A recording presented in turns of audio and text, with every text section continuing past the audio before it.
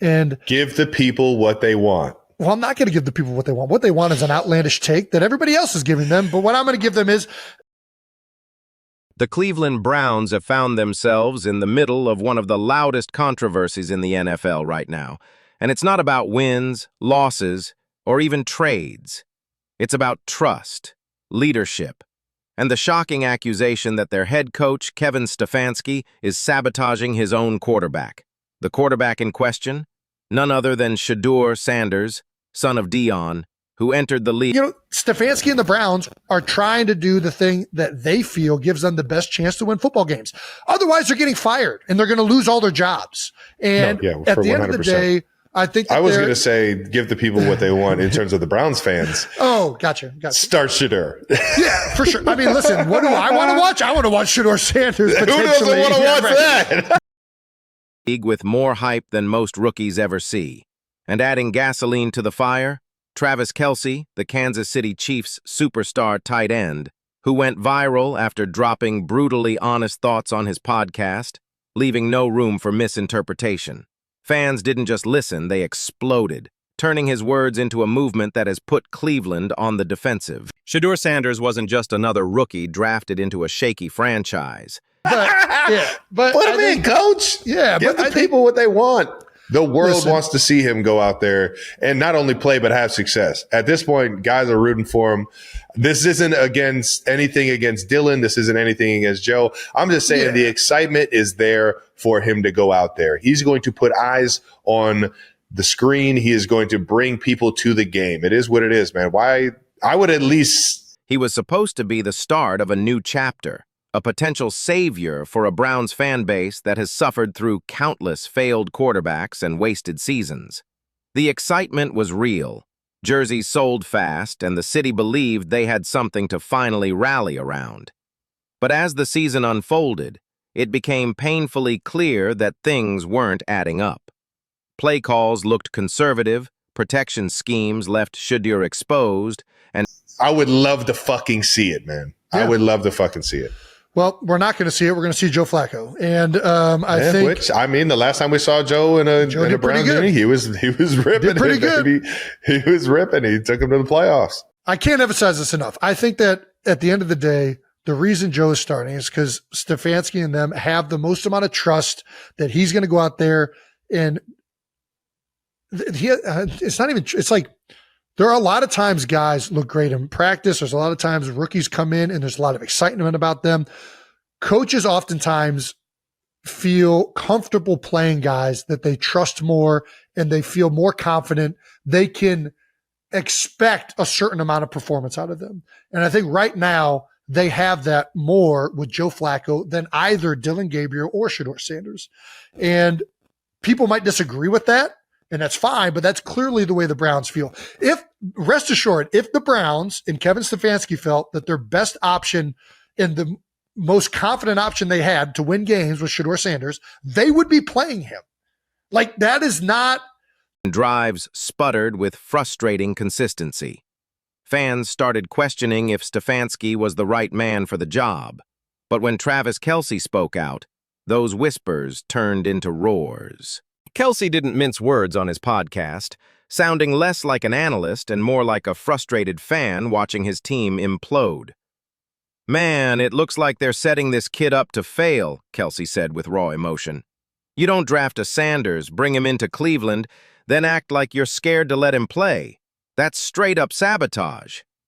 His co-host laughed nervously, but the tone was serious. Kelce's delivery was sharp, laced with frustration. And within hours, fans clipped the soundbite, blasting it across Twitter, TikTok, and Instagram.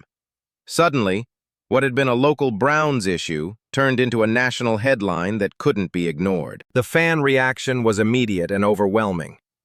Browns supporters who already felt uneasy about Stefanski now had their suspicions validated by one of the most respected players in the league. One fan tweeted, "Kelce's right. Stefanski is wasting Shedeur's talent like he's done with every QB before. Enough is enough." Another wrote, "We finally get hope in Cleveland and Stefanski's blowing it. Fire him." Hashtags like #FireStefanski and #FreeShedeur began trending, drawing thousands of replies. Memes flooded social media, Stefanski drawn as a brick wall, Shedeur chained to the bench. For a fan base that has... They're not going to go out there and not do that. I don't believe that. I just don't... You can't tell me that. I'm with you. I 100%, I agree with you. That, and they are doing probably the right thing. But I want to see 12 go out there and sling it. I want to see. Yep. Exactly. It's the most exciting. It's the attention. It's like, I think he's shown that he can be an NFL quarterback in the preseason. I think he's done a good job since he's been in there. I'm not going to say that he's, of course. Yeah. If I'm evaluating him, I'm like, he can play in the NFL. So because that he should be the starter? From a fan's perspective. No, give me this fellow nonsense. Clevelander. I don't fellow Clevelander. I'm trying to see him shake. Just because you're trying to see him That'll shake. get me the most excited to watch the game for sure. Okay. As a head coach, okay, what is your job? Is your job to make the fans happy and to give them who can shake? Or is your job to try and play the person that you think is going to give your team the best opportunity to win games? Yeah, all right, you're onto something. I am right there with you. I want to see Shedeur Sanders play as well. All I'm saying is I don't think the dialogue happening right now is good for Shedeur Sanders. I don't think it's good for anybody. Just let the kid develop and have faith that the Browns as an organization know what they're doing at the quarterback position, right? All right, that's fine. I love Joe Flacco. That wasn't a shot at Joe. Some Browns fans are upset with the lack of reps given to Sanders. I just don't know, what was the expectation? That's what's confusing to me.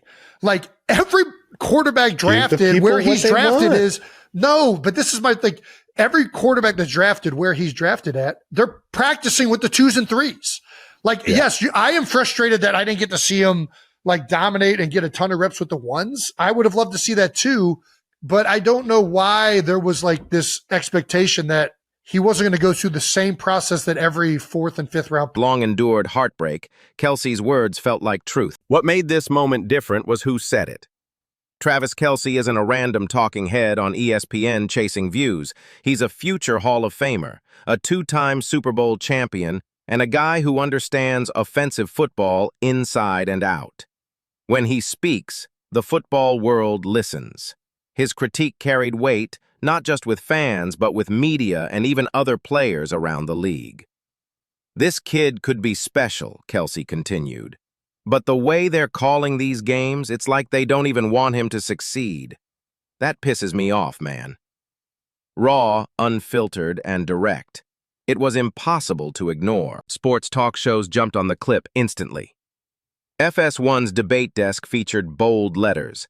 Kelce calls out Browns. Sabotage? ESPN's roundtables replayed the audio again and again, breaking down what he meant. Analysts debated Stefanski's system, pointing out strange decisions, 3rd and short runs when Shedeur was heating up, conservative screens when he had momentum, and poor protection calls against elite pass rushers. Suddenly, Stefanski's every move was dissected with suspicion. Did Kelce have a point? Or was this a case of a loud player fanning flames? Either way, Cleveland's head coach was under a spotlight he couldn't escape, and it only got hotter from there. Inside the Browns' locker room, the tension was palpable. Reporters noted that Shedeur, usually confident and charismatic, looked more reserved during pick goes through in the NFL, which is, hey, you got to dominate on the 2nd and 3rd string first, and then you start getting reps. Listen, I say all this as a fellow Clevelander, and I hear with the chatter around Cleveland and how everybody you get Deion's son in the building. He enjoys being in the limelight. He enjoys being on that football field. He's got excitement. He's the showman when he plays. It's just it's so fun to want to root for that. It's fun to imagine what it would look like if they let 12 go out there and shake it, man.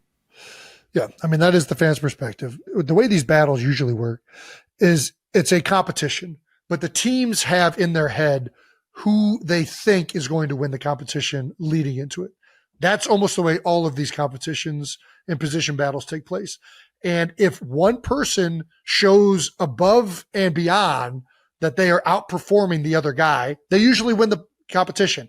If that doesn't take place, the team usually resorts back to giving it to the person that they expected and have confidence in leading into the competition. Yeah. I think that pretty much is how this all took place. I don't think it was some outrageous conspiracy. I don't think that it was a major disservice. I just think that this is the way it unfolded. And it's not the last opportunity Shedeur Sanders is going to get. He's going to get plenty of opportunities to prove he is the guy. It's not over for him. This is just the way this season is starting. Yeah. And hopefully all of us fans get to see him play. Because I think selfishly, we all want to see it. Give the people what they want. Let them. Press conferences. When asked about Kelce's comments, he smirked and said, "I can only control what I can control." That statement only fueled speculation. Did Shedeur secretly agree with Kelce? Did he feel Stefanski was holding him back?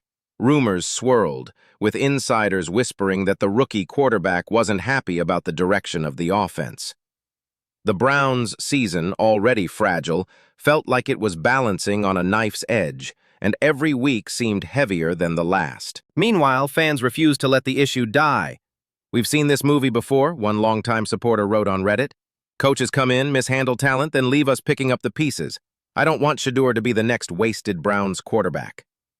Another fan blasted Stefanski in all caps. "This guy is ruining our future. Get him out." Podcasts and YouTube channels dedicated entire episodes to breaking down Kelce's criticism, while fan-made compilations of Shedeur's missed opportunities under Stefanski's schemes pulled hundreds of thousands of views. The energy wasn't just frustration, it was rage, and it was building momentum by the day. Kelce doubled down in a follow-up podcast, clearly unbothered by the backlash. "Look, I don't care if Browns fans get mad at me. I'm watching the film, man. I see what's happening. You got a young QB who's got juice, but the coaching is straight-up garbage. It's not on Shedeur, it's on the staff." His co-host agreed, saying, "Feels like Stefanski's coaching scared." Kelce didn't stop there. "Scared money don't make money. You drafted this kid. Let him cook or get out of the way." Fans clipped that too, spreading it everywhere. For Browns Nation, it was gospel. For Stefanski, it was gasoline on the fire. Media pressure intensified.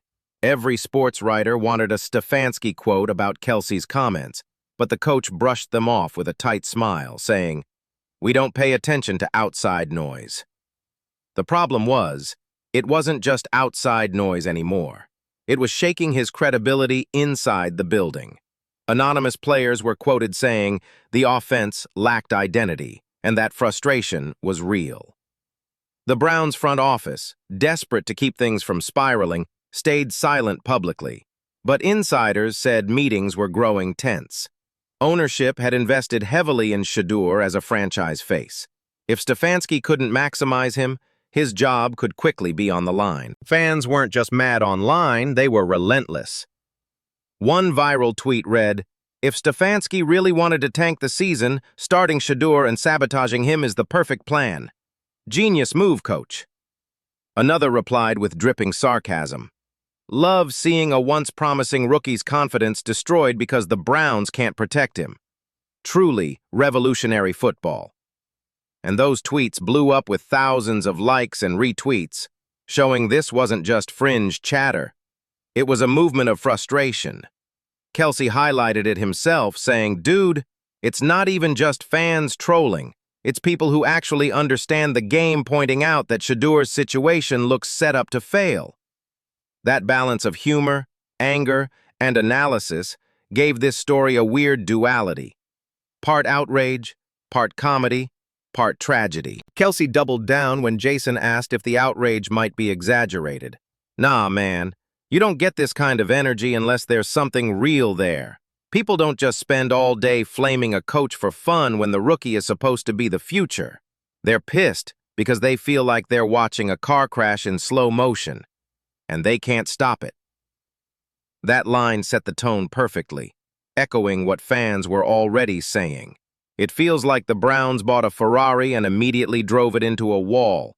Sports radio picked it up, podcasts ran with it, and clips of Kelce's commentary flooded TikTok. Every angle showed the same vibe. People weren't just watching football, they were witnessing what they believed was an intentional sabotage of Shedeur Sanders' rise. The Browns' official social media team tried to put a positive spin on things. They posted practice clips of Shedeur throwing clean passes, smiling with teammates, laughing on the sidelines. But the replies section was a battlefield. One viral comment said, "Yeah, nice staged videos, but why does it never translate to Sunday? Maybe show us Stefanski letting him throw more than 3 yards." Another blunt reply cut deep.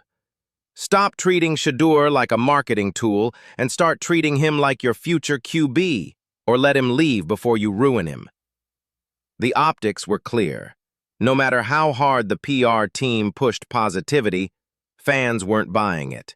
And with Kelce publicly echoing their frustration, the narrative slipped further from the Browns' control. Kelce made it personal during one heated exchange on the show. "Look, I've played in big-time systems. I know when a coach is protecting a guy and when they're hanging him out to dry.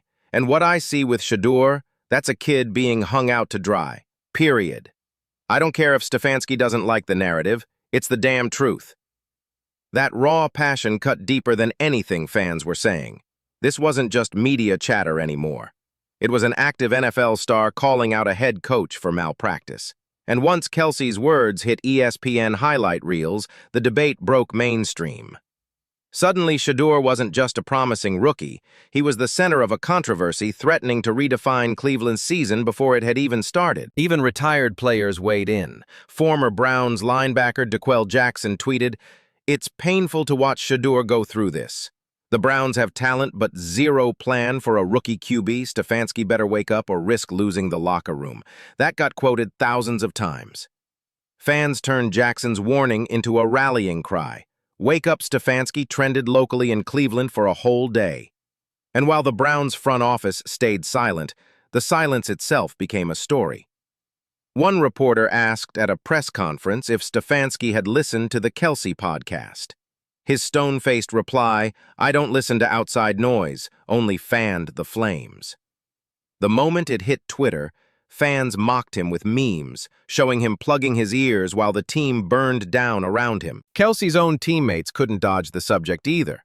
Reporters asked Kansas City players if they agreed with Travis's take. Most gave the classic, no comment, but a few hinted they weren't surprised. One said, "Trav doesn't usually go off like that unless he really feels it. If he says Stefanski's mishandling Shedeur, then yeah, I trust he's seeing something real."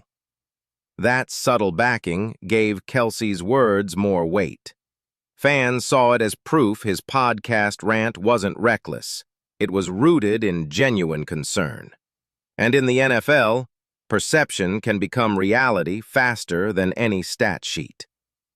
Suddenly, this wasn't just a Cleveland problem. It became a league-wide talking point about how to protect young quarterbacks from being ruined by coaching egos. The controversy even bled into Shedeur's personal brand. He was building his image carefully: charisma, confidence, marketability. But with the Browns' struggles, brands started hesitating. One marketing insider told a podcast, "Shedeur's stock is sky-high off the field, but if the Browns keep dragging him down, endorsements will cool off." No brand wants to tie itself to a kid being set up to fail. That triggered another wave of fan anger. Now the Browns are messing with his money too. Fans demanded he get traded, joking that he'd be better off in the XFL than under Stefanski. And every joke carried the sting of truth, the belief that staying in Cleveland could actually derail the career of football's most hyped rookie. On the podcast, Kelce hit the nail on the head. The Browns don't realize they're playing with fire. This ain't just a season. They're messing with a kid's entire career arc. You ruin his rookie year, you shake his confidence, and that stuff doesn't just reset next year. It sticks. Trust me, I've seen guys never recover because they got screwed early.